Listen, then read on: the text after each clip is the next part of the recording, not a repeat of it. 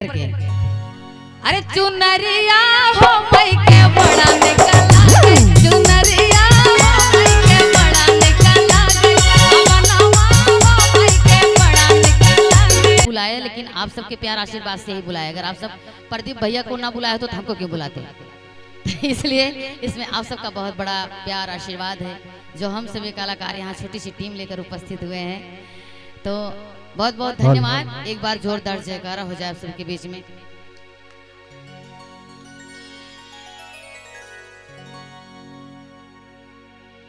Hello hello hello hello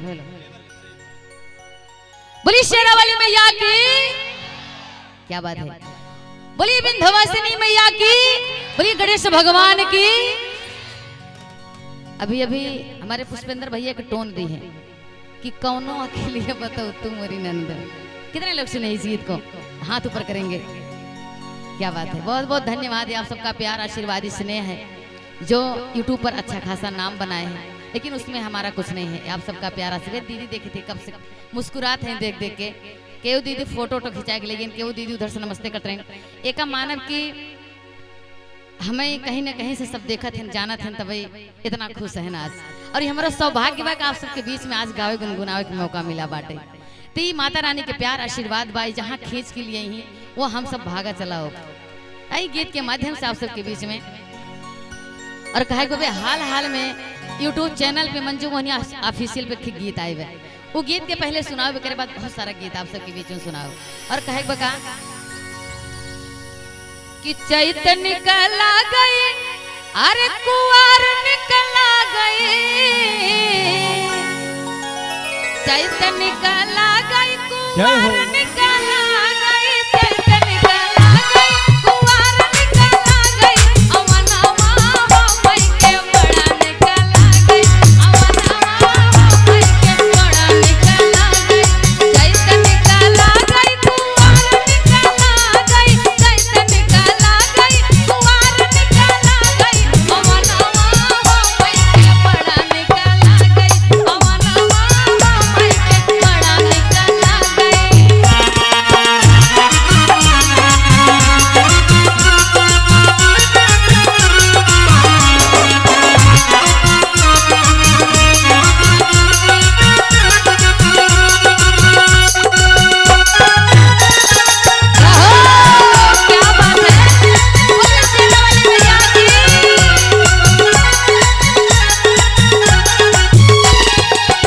और भक्त कहत बका टीका निकला गई टिकुलिया निकला गई, टीका निकला गई,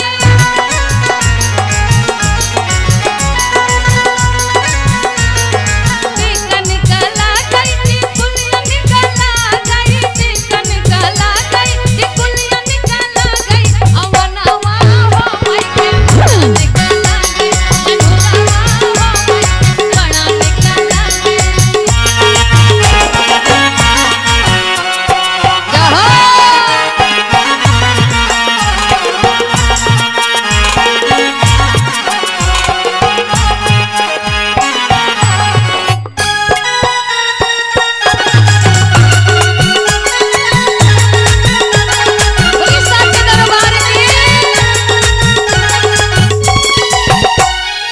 और भक्त कहत बका साड़ी निकला गई लहंगा निकला गई, साड़ी निकला गई,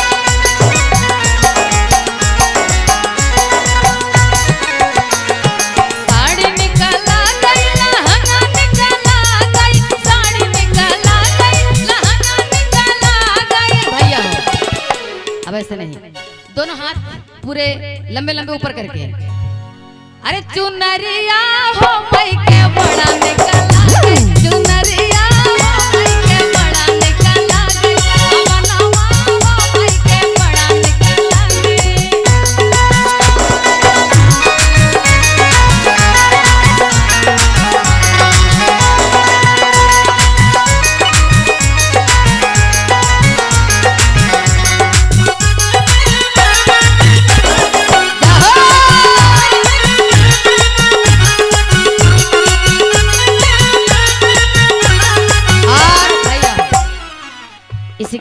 खुश होकर हमारे भैया आदरणीय राजेश सिंह गोरखपुर से, आदरणीय हमारे भैया की तरफ से 101 रुपए का प्यार आशीर्वाद इसने आया है। भैया के लिए एक बार जोरदार ताली हो जाए आप सबके बीच में। भैया गोरखपुर से चल के आए, क्या बात है। माता रानी करे कि आपके जीवन में ऐसे ही खुशियां बनी रहे। और कहता भक्त क्या, झुमका निकाला गई नथिया निकाला गई, झुमका निकाला गई, झुमका निकाला गई नथिया निकाला गई, झुमका निकाला गई नथिया निकाला गई, गजरवा हो मई के बड़ा निकाला गई, गजरवा हो मई के बड़ा निकाला गई, अमनवा हो मई के बड़ा निकाला गई।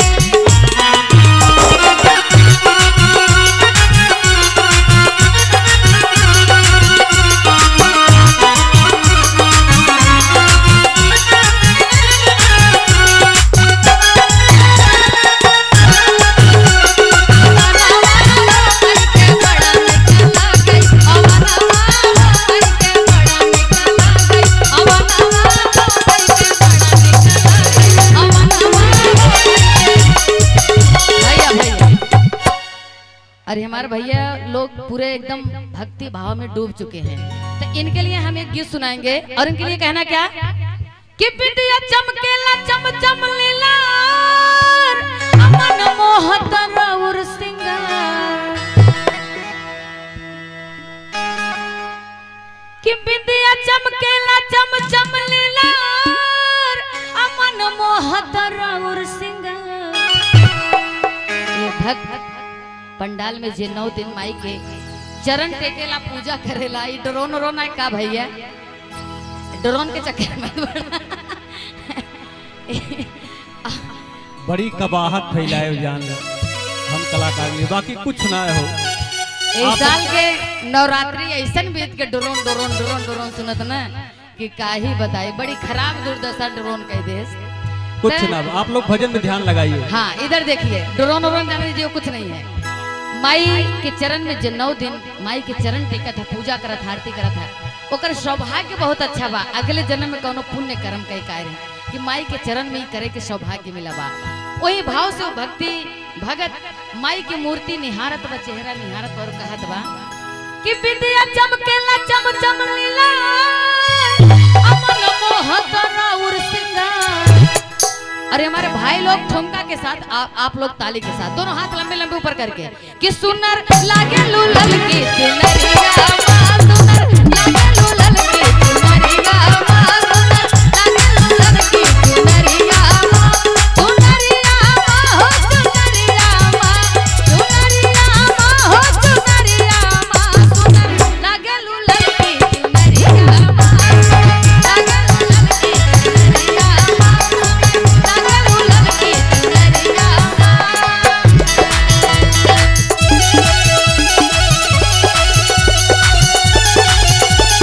क्या बात है, जय हो।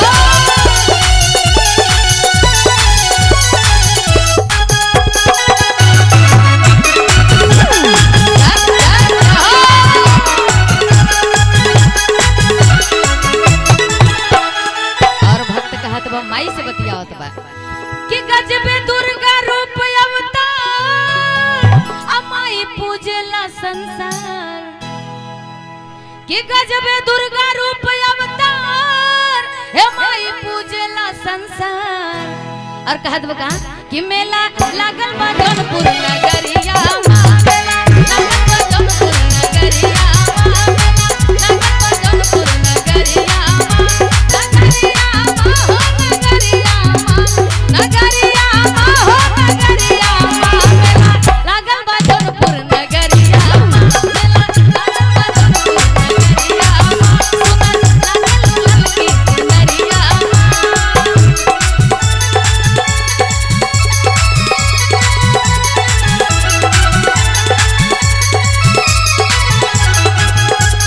बक्सा के दरबार की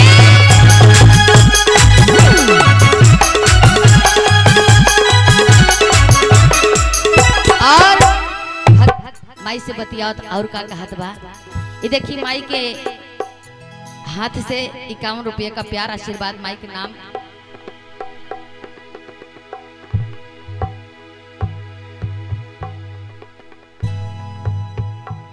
अच्छा, मछली शहर अनिल चाट कार्नर की माता जी आप हैं। आपकी तरफ से देखिए 51 रुपए का चढ़ावा माई के चरण में आई बा। माई करे कि ऐसा 5-6 चाट कार्नर हो जाए। माई के प्यार आशीर्वाद, एक बार जोरदार ताली हो जाए माई के लिए।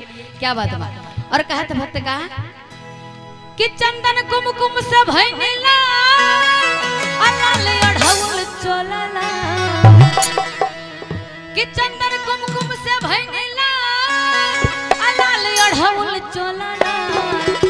और ऐसे ठंडे ठंडे में नहीं, दोनों हाथ ऊपर करके लंबे लंबे, कि सभे झूमता भक्ति लहरिया मा, सभे झूमता भक्ति लहरिया मा, सभे झूमता भक्ति लहरिया मा, लहरिया मा हो लहरिया मा, लहरिया मा हो लहरिया मा, सभे झूमता भक्ति लहरिया मा, झूमता भक्ति लहरिया मा।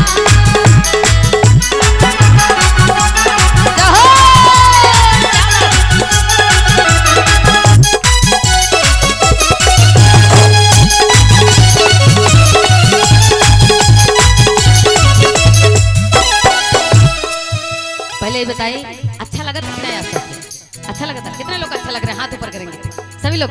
क्या बात है, बहुत बहुत धन्यवाद। अब तक ईमाई से भक्त बतियावत रहा और भक्त कहत रहा। ई लाइन में आखिरी लाइन में मंजू मोहिनी कहते हैं, क्या कहते हैं कि ताकि नजर से माई एक बार अब मंजू हो जाए सुपरस्टार। अच्छी लगी लाइन? ई माई के आशीर्वाद बा। आज जो कुछ भी आप सब हमें जानत हैं तो इन्हें के सब करता धरता बा, अगर इतना चाहे तो एक पत्ता भी ना हिले। तो माई के बहुत बहुत धन्यवाद।